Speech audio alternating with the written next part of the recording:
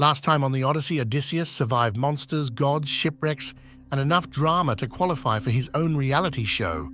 He's lost his ship, his crew, and several years of his life. But guess what? He finally made it back to Ithaca. And oh boy, home is not how he left it. Welcome to DD History, where we do short but fun videos on history and ancient myths. Thanks for joining us. This is the final chapter in Odysseus's wild ride, and it's going to get messy. Odysseus wakes up on the shores of Ithaca. Finally. He's so relieved, he kisses the ground like it's pizza crust. Except, he doesn't recognize anything. Athena has disguised the island for safety, because even now, being Odysseus is hazardous to your health. Athena shows up and goes, "Hey, nice to see you in one piece. You're home, but not safe yet." She gives him a disguise. Old beggar mode activated.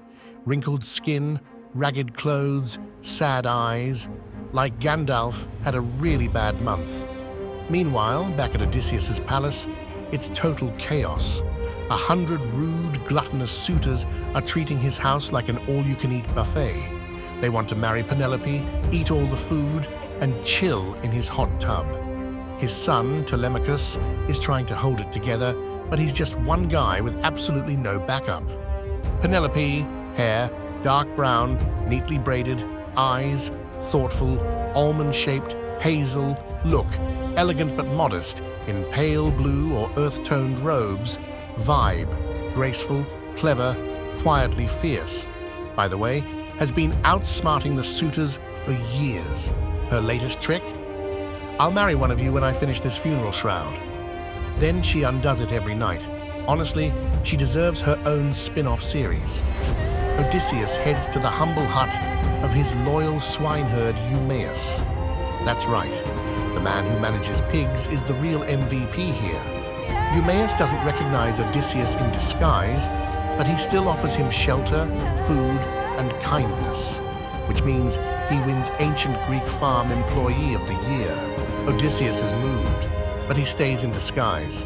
He wants to test people's loyalty, and also spring a surprise entrance like a mythological Batman. The next day, Telemachus returns from his failed mission to find Odysseus. Athena arranges a father-son reunion that's equal parts emotional and awkward. Odysseus reveals his true identity, and Telemachus goes through the 5 stages of disbelief. Who are you? Seriously, who are you? No way. Hug. Together, they form a plan. Infiltrate the palace, assess the suitor situation, and take back what's theirs. Think Ocean's 11, but with more sandals and fewer explosions. Hey, if you're enjoying this epic return as much as we are, give that like button a heroic smack and subscribe for more ancient myths, legendary stories, and wild history. DD History is your home for education with a twist of epic. Back to the show. Odysseus enters his own house disguised as a beggar. It's weird. His dog, Argos, recognizes him immediately, then lies down and peacefully passes away. Yep, loyal to the end. Cue the single tear.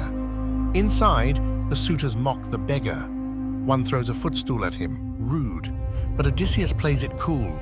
He's watching, listening, calculating. Penelope, though, is curious. She invites this beggar to speak with her. He praises her loyalty and hints that Odysseus is nearby. It gives her hope and makes her even more suspicious of the suitors. Meanwhile, Telemachus hides all the weapons in the palace just in case things get stabby. Then comes the big moment, the archery contest.